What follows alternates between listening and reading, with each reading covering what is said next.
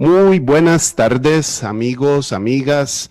Bienvenidos, bienvenidas a una edición más de Charlemos, Polémico de Verdad, un programa dirigido por Carlos Fernández y conducido hoy, lunes 23 de noviembre, por su servidor Fabián Coto. Hoy tenemos un invitado, digámoslo así, ya conocido en Radio Actual y por supuesto acá en Charlemos.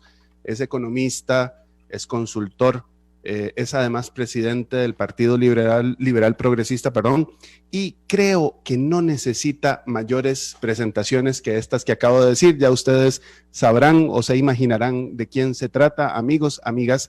Es Eli Feinstein, que está acá otra vez con nosotros, a quien le agradecemos. Eli, gracias por estar acá. Buenas tardes, Fabián, y buenas tardes a toda la audiencia de Charlemos. Un placer estar por acá, Fabián, muy agradecido por la invitación. Un gusto, de verdad.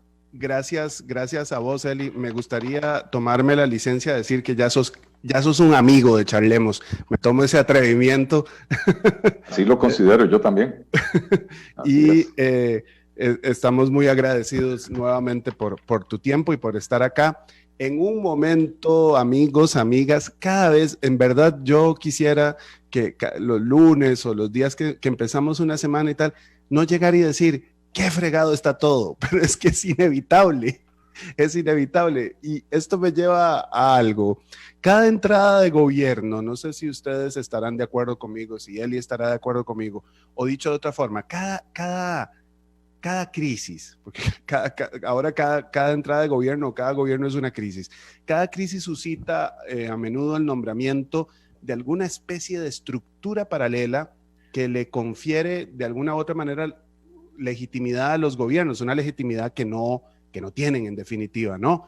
Pasó, y lo recuerdo bastante bien, en el gobierno de doña Laura Chinchilla, y allí surgieron propuestas, digámoslo así, maravillosas y visiones formidables del país que íbamos a tener o que podríamos tener, y desde luego ninguna de ellas llegó a nada, ¿no? No se concretaron. En el gobierno de Solís Rivera, creo, y aquí Eli puede corregirme, o alguno de ustedes, amigos, amigas, que como ustedes saben, estamos en Facebook Live y nos pueden hacer sus comentarios, consultas, y vamos a estar gustosos de escucharlas.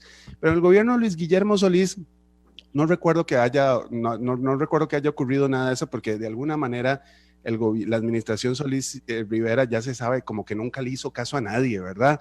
Y se creían capaz de reinventar el agua tibia y volver los temas de finanzas públicas en un asunto de épica y heroísmos, ¿no? En junio del 2018, en cambio, se anunció pomposamente la conformación de una comisión de notables que, como otras tantas, estaba llamada a acometer tareas relacionadas con la reforma del Estado. No sé en qué paró tal propuesta, por cierto, y hoy yo creo que ya nadie se acuerda siquiera de quiénes la integraban, además de don Rodolfo Pisa, ¿verdad? Que era el que la presidía y ahora está muy contento en la OEA, don Rodolfo. Luego, tras el escándalo de la UPAD, se habló de que un ministro de Méndez Mata lideraría un proceso para enmendar entuertos de aquella tristemente célebre unidad conocida como UPAD, ¿verdad?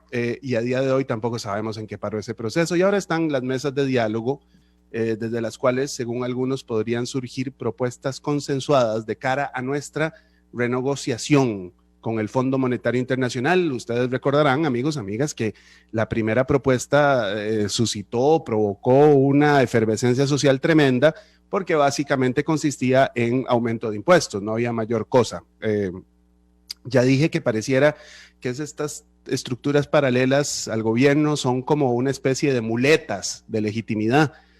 Cuando la cosa se pone pelis ante la inexistencia de propuestas concretas por parte del gobierno, entonces, según ese manual que no conocemos, hay que conformar una mesa de diálogo, una comisión de notables o lo que sea.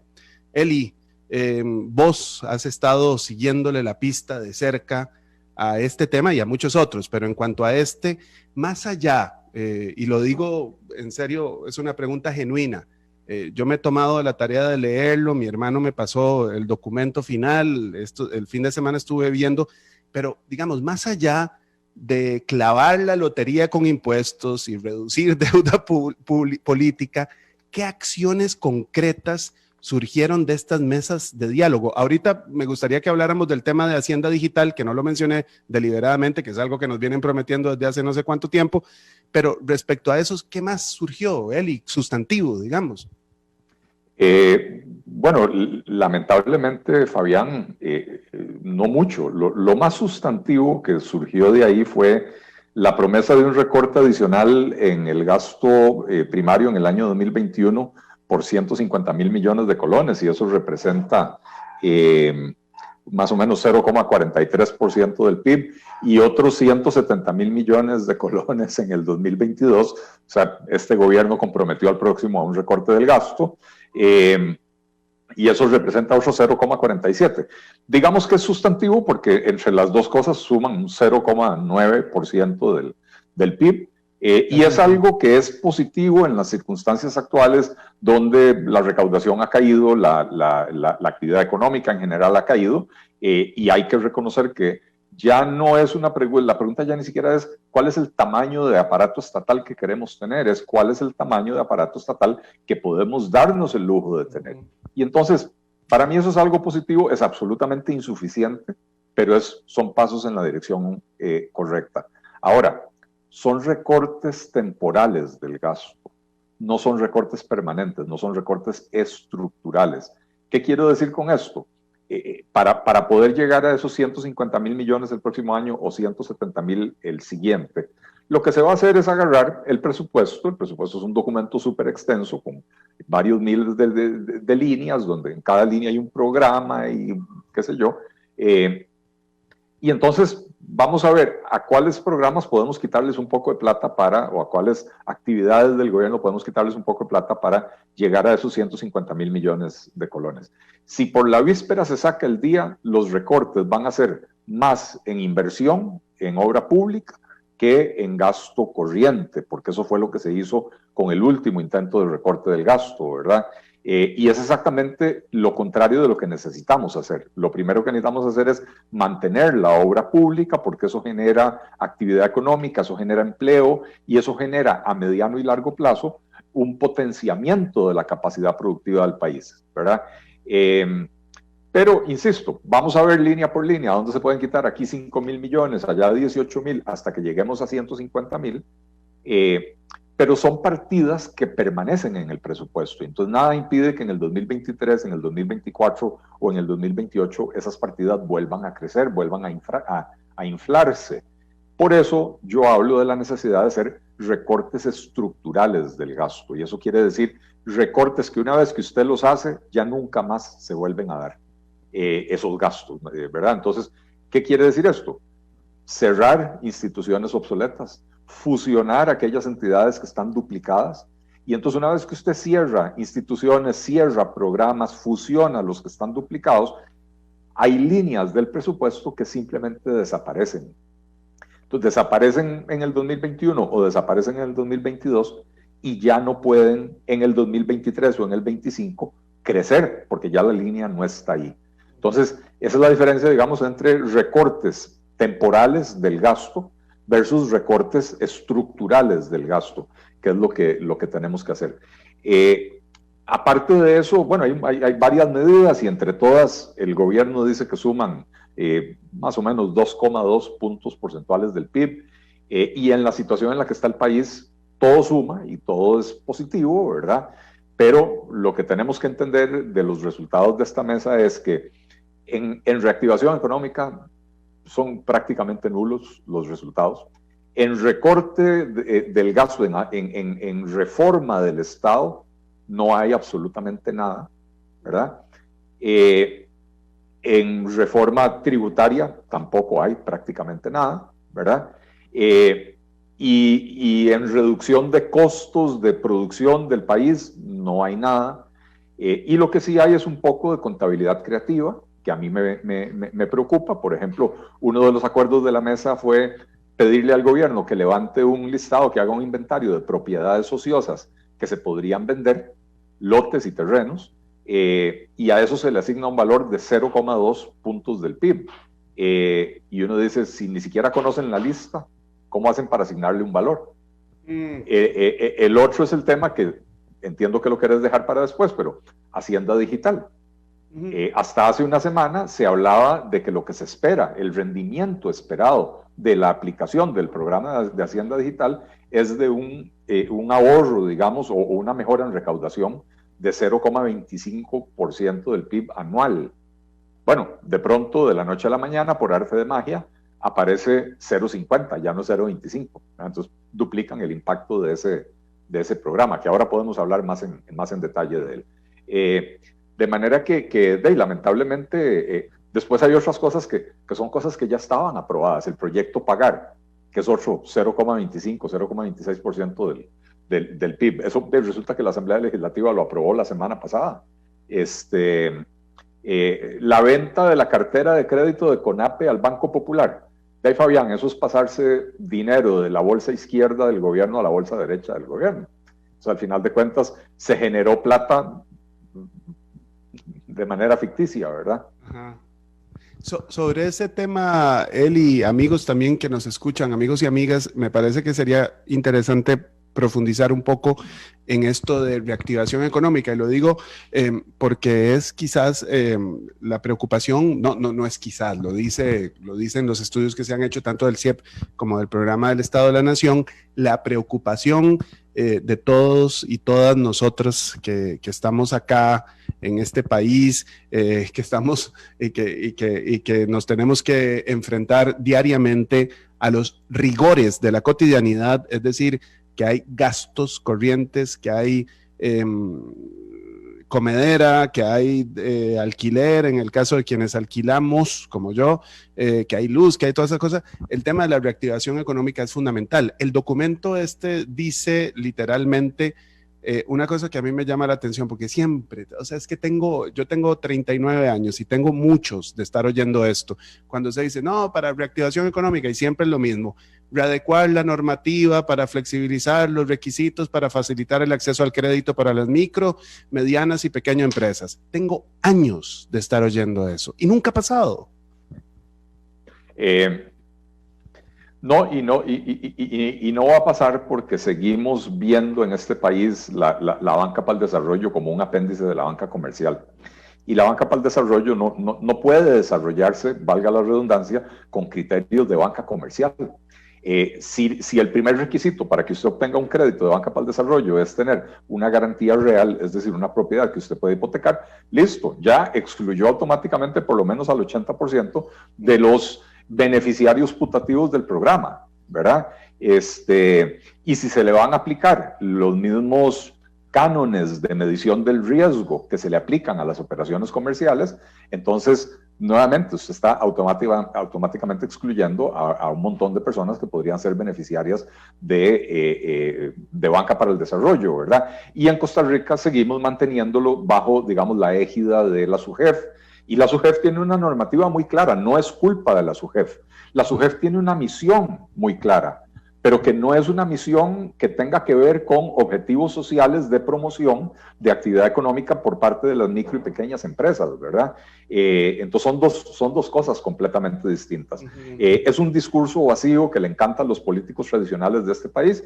Ese es uno. El otro, que estoy seguro que lo leíste, simplificación de trámites. Así, sí. Y ¿no te acordás que en mayo el presidente salió a anunciar un programa de reactivación económica, y el programa estrella de la reactivación económica era precisamente un programa para simplificar y reducir trámites? Y bueno, esto fue en mayo, estamos en noviembre, han pasado 6 meses y todavía no hemos visto un solo resultado de ese programa, ¿verdad? Entonces, pero ojo, no le echemos las culpas a Carlos Alvarado. Desde el gobierno de José María Figueres, que yo recuerde, y ojo, no recuerdo para atrás porque en el de Calderón yo estaba estudiando fuera del país, y antes del de Calderón no estaba prestándole tanta atención a la cosa, ¿verdad? Eras adolescente, andabas en otras. No, ya era universitario, qué sé yo, pero bueno, andaba en otras, definitivamente.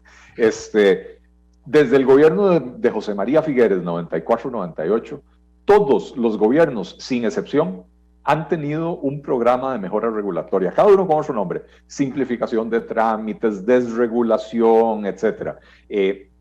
En el gobierno de don José María lo lideraba mi buen amigo don Jorge Woodbridge. En el gobierno de don Miguel Ángel Rodríguez, que en paz descanse, mi buena amiga Vilma Villalobos. Y así, por el estilo, en todos los gobiernos han habido programas de mejora regulatoria y nada pasa, ¿verdad? Entonces, ese es un discurso trillado que no nos va a llevar absolutamente nada. Necesitamos empezar a pensar, como dicen los gringos, fuera de la caja.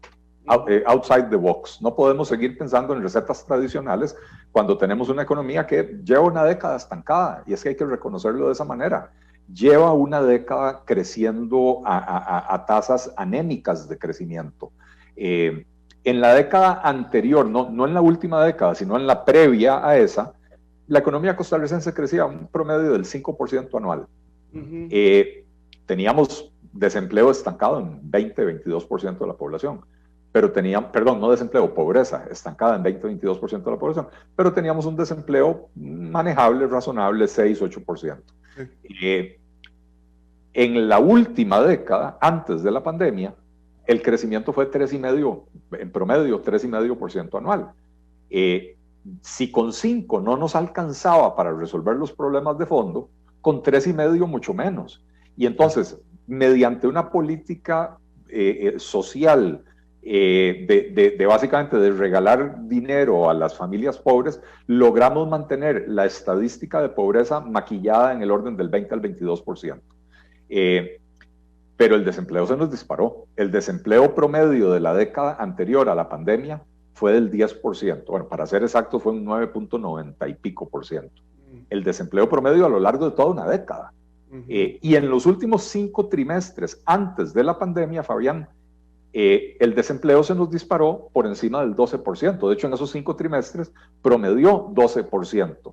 Y en los últimos 2 trimestres antes de la pandemia, 12,4, 12,5%. Eso es absolutamente inaceptable para un país, ¿verdad? Y en chicas andaba por el orden del 15, ¿verdad? En el caso de las mujeres, ¿no? Antes de la pandemia, en mujeres... Poquito antes andaba muy alto, no recuerdo, pero era cercano al 15, era mucho mayor. Siempre ha sido mucho mayor el desempleo femenino que el masculino. O sea, cuando uno habla de un 12,5%, eso es un promedio. Si no me equivoco, el masculino andaba por el orden del 9, no tengo de memoria la cifra. Si no me equivoco, el masculino andaba por el orden del 9 al 10% y el femenino andaba por el 15-16%. Es terrible. Es terrible, pero no solo eso. La tasa de participación femenina es mucho menor que la tasa de participación masculina. Claro. O sea, no solo es que porcentualmente más mujeres están, o proporcionalmente más mujeres están desempleadas, sino que además una mucho menor proporción de las mujeres totales está en la fuerza laboral, ¿verdad? Entonces, por los dos lados es una tragedia, ¿verdad? Entonces, no podemos pretender salir de donde estamos, Fabián, sin verdaderas políticas de reactivación económica.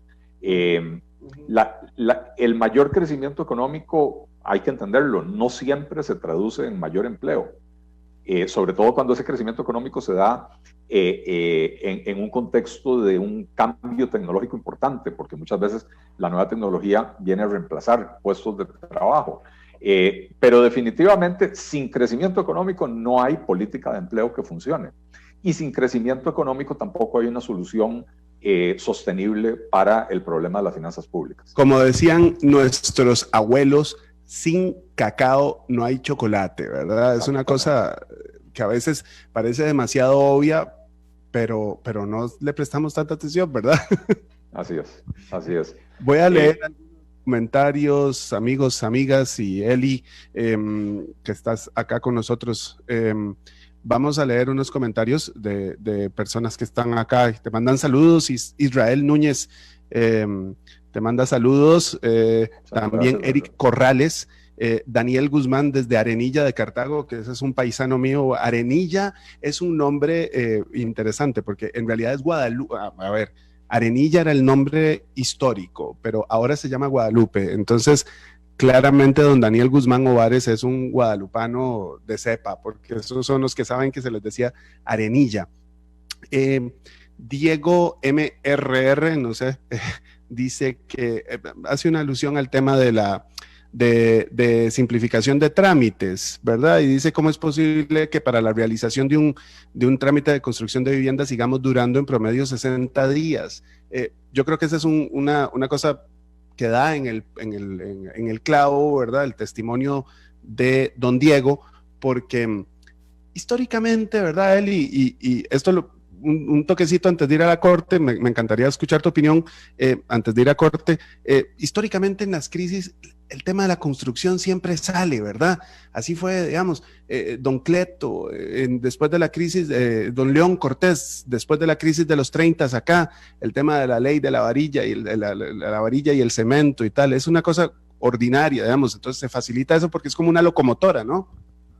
Sí, bueno, ciertamente es que la construcción no solo es una actividad que requiere grandes inversiones y genera muchísimo empleo, además en el contexto actual de Costa Rica genera empleo para las personas, digamos, de más bajas cualificaciones en el mercado laboral, que es donde más se concentra el desempleo, ¿verdad? Entonces, podríamos hablar de que es una buena política, no sé si redistributiva, pero una buena política de generación de ingresos para las clases más bajas de la sociedad costarricense, que son las que están más golpeadas.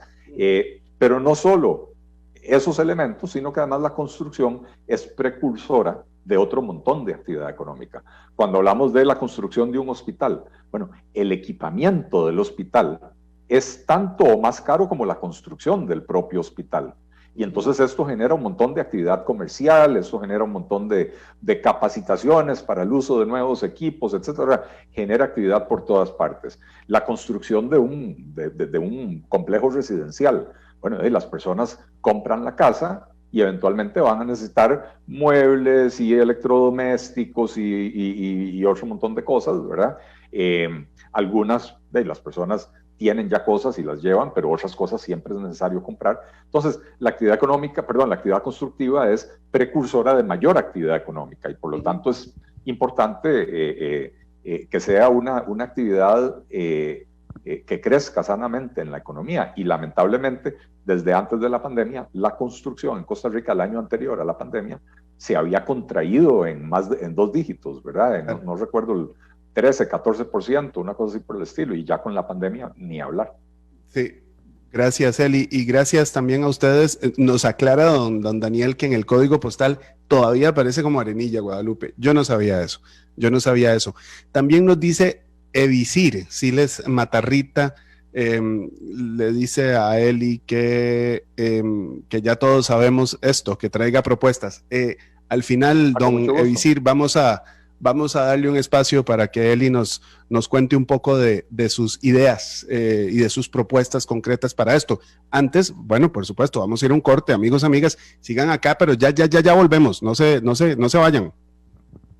Muy buenas tardes, amigos, amigas, gracias por seguir acá en Charlemos. Estamos con Eli Feinsay conversando sobre temas relacionados con las mesas de diálogo, los alcances, y nos quedaron algunas cosas antes del corte en el tintero sobre temas de propuestas. Eli, ¿verdad?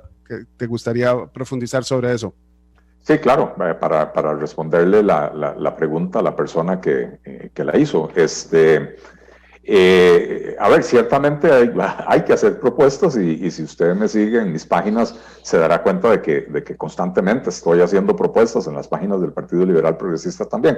Le voy a dar un ejemplo de una propuesta que estamos trabajándola, ya la tenemos bastante avanzada, ya la semana pasada empezamos a hablar públicamente de ella y es una propuesta que permitiría generar crecimiento económico, que es precisamente lo que requiere la economía, y que por medio de esa generación de crecimiento económico se genera empleo y se genera mayor recaudación. Tenemos un montón de dinero parqueado en el ROP, en el régimen obligatorio de pensiones complementarias. Y por otra parte, en el país tenemos un gran déficit de vivienda, aproximadamente unas 30,000 viviendas. Y el principal obstáculo que enfrenta la gente para la compra de vivienda es la prima.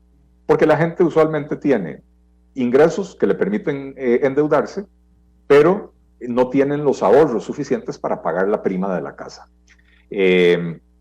Entonces, la propuesta nuestra es permitir que se utilice el dinero que tienen las personas en el ROP como prima para comprar vivienda. Entonces, se hace mediante un mecanismo en el cual la operadora de pensiones le traslada al banco que le va a prestar el dinero a la persona los títulos de gobierno que tiene en sus manos que respaldan el ahorro de la persona, ¿verdad? Entonces, si la prima es 20%, el banco va a prestar el otro 80%. Resulta, Fabián, que si se usa solo el 5% de lo que las operadoras de pensiones tienen invertido en bonos de Hacienda, ojo, no es de las inversiones totales, es solo de lo que tienen invertido en bonos de Hacienda, con que se use el 5% de eso para compra de vivienda primaria, el 20% serían más o menos 205 millones 205 mil millones de colones. Los bancos prestarían el otro 80%, son más o menos 830 mil millones de colones. Y esto reactivaría, o sea, tiene un impacto ahí de 1.000 millones de colones perdón, de 800 más 200 son, es 1.000.000 de millones de colones, ¿verdad? En la industria de la construcción, y por medio de todos los encadenamientos, al final de cuentas esto genera un crecimiento del 2,44% del PIB. Y al generar ese 2,44%, genera alrededor de 27.000 empleos, 14.000 de ellos directamente en la construcción. Y después los otros 13.000 en algunos de los sectores que más han sido golpeados por la pandemia, excepto el turismo, ¿verdad? Que son, bueno, la construcción ya lo habíamos dicho, el comercio, la minería, que tiene que ver con la extracción de materiales y agregados para la construcción, ¿verdad? Canteras, y el transporte. ¿Ah? Entonces, las canteras, sí, esto. Exacto, las canteras precisamente. Son 27.000 empleos que se generarían y esto tendría un impacto en la recaudación de 261.000 millones de colones, que es un 0,72% del PIB. Eso es más que cualquiera de todas las propuestas que se acordaron en la mesa de diálogo del gobierno. Bueno, así como esa propuesta, Fabián y don Evisir, ¿era el nombre? Don Evisir. Así como esa propuesta, estamos trabajando en el Partido Liberal Progresista en otra serie de propuestas que no puedo presentar en este momento porque estamos haciendo los cálculos, las estimaciones de cuánto podrían generar. Pero el punto es, hay que pensar afuera de la caja. No podemos seguir pensando en soluciones tradicionales. El año antepasado, en el 2019, cuando el Banco Central anunció que iba a bajar el encaje mínimo legal, yo vaticiné públicamente, dije, eso no va a funcionar. La plata que va a quedar, que se va a liberar para los bancos, que eran aproximadamente 600.000 millones de colones, no se van a utilizar porque la economía está estancada y porque hay una crisis de desconfianza, digamos. Y entonces, mientras no cambien esas condiciones, nadie va a ir corriendo al banco a pedir que le presten la plata. Dicho y hecho, esa plata regresó a las arcas del Banco Central. Ahora, en la pandemia, el gobierno anuncia que para reactivar la economía, no sé si lo recuerdan, en mayo o por ahí, iban a crear un programa de crédito de, si mal no recuerdo, 800 o 900.000 millones de colones, que una vez que los bancos dijeron qué es lo que iban a ofrecer, se redujo a un poco más de 500.000 millones de colones. Bueno, de esos 500 y resto mil millones de colones, no se llegaron a colocar más de 100.000 millones de colones. ¿Por qué? Porque una vez más, eran créditos supuestamente para invertir, para hacer crecer los negocios, y en media pandemia nadie estaba pensando en cómo endeudarse para hacer crecer un negocio cuando el negocio está cerrado, y lo que la gente necesitaba era crédito para sobrevivir, era capital de trabajo para sobrevivir, pero no fue pensado de esa manera. Entonces, un programa como el que acabo de mencionar ataca un problema específico, el déficit de vivienda, que por cierto se me olvidó mencionar, disminuiría el déficit de vivienda a la mitad, ¿verdad? Y entonces ataca un problema específico, identifica quiénes van a ser o cuál es el segmento poblacional que puede tener acceso a ese crédito, ¿verdad? Y al tener ese respaldo de la prima con los bonos de Hacienda que tienen las operadoras de pensiones, los bancos pueden prestar el otro 80%. Interesante eso, Eli, ahora que lo mencionas, porque según lo que yo leí también en el documento, el 93% de la deuda interna de nuestro país se encuentra en manos de operadores de pensiones, algunos bancos comerciales y entidades tipo Caja, Jupema, INS y algunas cooperativas y asociaciones solidaristas, ¿verdad? Así es. Eso explica un círculo perverso, ¿verdad? Si se quiere, ¿no? Rodrigo Chávez hablaba de un canibalismo, un canibalismo en el sentido de que, por ejemplo, para financiar al PANI o para financiar al INDER, el gobierno hace una transferencia, el Ministerio de Hacienda hace una transferencia a estas instituciones, en algunos casos incluso hay impuestos específicos para financiarlas, ¿verdad? Entonces, el costarricense paga los impuestos para financiarlas, estas entidades después no gastan todo lo que reciben y le devuelven la plata a Hacienda, pero no es que se la devuelven, le compran bonos a Hacienda. Y entonces Hacienda tiene que pagarle intereses a la entidad por el dinero que no gastó. Y los costarricenses, que somos los que pagamos toda la cuenta de los impuestos, pagamos el primer impuesto para financiar al PANI. Y pagamos el segundo impuesto para pagarle intereses al PANI por la plata que no pudo gastar. Bueno, aparte de ese canibalismo, hay una endogamia terrible. Bueno, yo te decía, la propuesta de venderle la cartera de crédito del CONAPI al Banco Popular es pasarse plata del bolsillo izquierdo al bolsillo derecho. Incluso cuando salen con propuestas de vendámosle el ICE al INS o vendámosle el ICE al Banco de Costa Rica. Pero estamos manteniendo todo dentro de la misma olla, simplemente en diferentes lados de la olla, ¿verdad? Y no estamos resolviendo el problema. Y eso es precisamente lo que provoca que el crecimiento económico en Costa Rica se haya ralentizado, que no se pueda crecer, porque estamos exprofeso excluyendo al sector privado de una gran cantidad de actividades en las que se podría desempeñar perfectamente bien, porque estamos reservando los mayores negocios de la economía para entidades estatales que no necesariamente lo hacen de la manera más eficiente. Bueno, ese es un tema, ahora en el último bloque me encantaría hablar de eso, sobre el tema de venta de activos, que es polémico, es complejo, muy complejo, además de polémico, sí. Porque yo me acuerdo, por ejemplo, en el tema de Argentina salió carísimo, lo hicieron pésimo, ¿no? La experiencia argentina es casi de manual de las peores, ¿no? Pero sobre lo otro que mencionabas, Eli, y esto, antes de ir al corte, me encantaría en unos 40 segundos, vos decías hace un ratito que la última década antes de la pandemia, estuvimos creciendo raquíticamente. Era de alguna u otra manera una tendencia más o menos continental, ¿no? Digamos, tanto América del Norte como América Latina estaba mal, pero sí habían excepciones, ¿verdad? Yo recuerdo, por ejemplo, leer Panamá, República Dominicana, estaba creciendo formidablemente. ¿Qué no hicimos? Bueno, lo que no hicimos es las reformas que la economía costarricense está pidiendo a gritos desde hace muchos años y nos hemos rehusado a hacer. Y entonces, insisto, seguimos manteniendo un aparato estatal que crece sin control, crece mucho más allá de su propia capacidad de generar ingresos. Ojo, la capacidad del Estado de generar ingresos es la capacidad que tiene de extraer recursos del sector privado, ¿verdad? Y entonces, si tiene capacidad de extraer el 14% de la producción nacional, pero gasta el 21 o el 22%, pues no hay manera de sostener eso. Entonces, ¿qué no hicimos? No hicimos reformas para modernizar el aparato productivo costarricense, no hicimos reformas para reducir los costos de producción, dejamos que el ICE hiciera lo que se le pegara la gana para finalmente, después de 15 años, enterarnos de que lo que había era un truco contable, que el ICE simple y sencillamente reportaba sus inversiones de una manera que no es compatible con las normas internacionales de información financiera y que eso inflaba las tarifas, ¿verdad? Entonces, básicamente, dejamos al Estado hacer lo que se le pegaba la gana.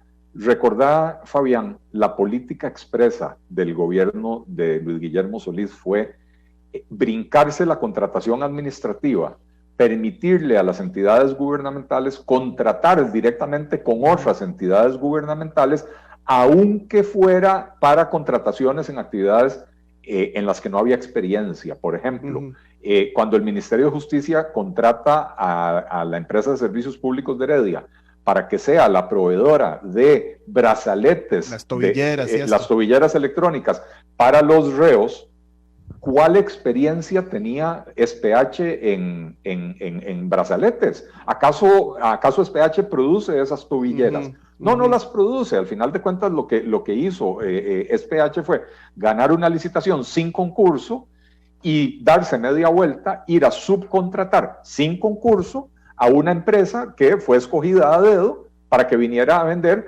brazaletes de calidad subpar en Costa Rica, ¿verdad? En vez de garantizarse en un concurso público la mejor calidad o la mejor tecnología, ¿verdad? Fue una intermediaria. Así es, y SPH lo que hizo fue cobrar una comisión. Exacto. Pero eso mismo hizo SPH cuando lo contrataron para diseñar factura electrónica, y eso mismo... Que es un desastre, por cierto. Claro, bueno, acordate cuando querían contratar al ICE para hacer la remodelación del Teatro Nacional. Me acuerdo. Querían contratar al ICE para construir carreteras, y al final de cuentas era una política activa de exclusión del sector privado de actividades donde podía haberse desempeñado mejor. Vamos a ir a un último corte, amigos, amigas, y ya volvemos, que esto está muy interesante. Gracias, amigos. Acá seguimos con Eli Feinstein. Estamos en el cierre. Eli, tal vez en un minutito y medio. Danos ahí tu cierre, minuto y 30, que ya en radio se va así rapidísimo todo. Mira, Fabián, yo creo, y radio escuchas, yo creo que, a ver, llegó la hora, ya se acabó la mesa de diálogo, lo que produjo es lo que produjo, es absolutamente insuficiente para la magnitud del problema que tiene el país. Se pretendía un ajuste de 2,5 puntos, se logró 2,2, pero lo que el país necesita es un ajuste de por lo menos 4,5, 5 puntos porcentuales.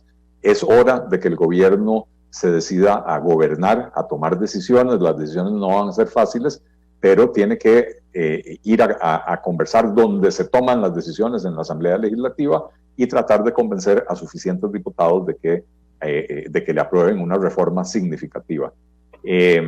Insisto, es necesario pensar fuera de la caja. Hay propuestas muy valiosas que han hecho muchas personas de diferentes partidos políticos, de la academia, etcétera. Pero es hora de sentarse con la calculadora, hacer sumas y restas y decir, esto aporta, esto verdaderamente mueve la aguja, pero entendiendo de que tenemos que darle vuelta por completo a la ecuación fiscal, haciendo disminuir los gastos para poder empatarlos con el ingreso, a punta de crecimiento económico.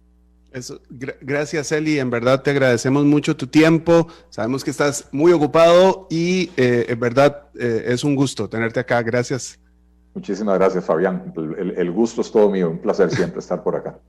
Gracias a ustedes también, amigos, amigas, gracias al Cabo López que debe estar ahí en cabina, le mandamos un saludo que hace posible esto también. Amigos, amigas, les recordamos, esto es importante, el próximo jueves vamos a estar con Leonardo Merino, que es investigador del programa Estado de la Nación. Él es el director de investigación, es un tipo tremendamente competente, tremendamente interesante, y vamos a hablar con él sobre este informe donde aparecen muchas de las cosas que hemos hablado hoy con Eli, y bueno, les invitamos, en verdad, les invitamos también a seguir, que está Opo Marín ya ahí haciendo fila en la cabina con los consentidos. Eli, gracias, amigos, amigas, a nombre de don Carlos Fernández, nuestro director, y de todo el equipo Charlemos, les deseamos una feliz tarde, saludos, abrazos a todos, cuídense mucho. Gracias. Charlemos, polémico de verdad. Con Popular Pensiones es muy fácil y seguro actualizar sus datos personales. Así recibirá el estado de cuenta de su FCL y ROP todos los meses. Solo llame al 800-247-0111. Ingrese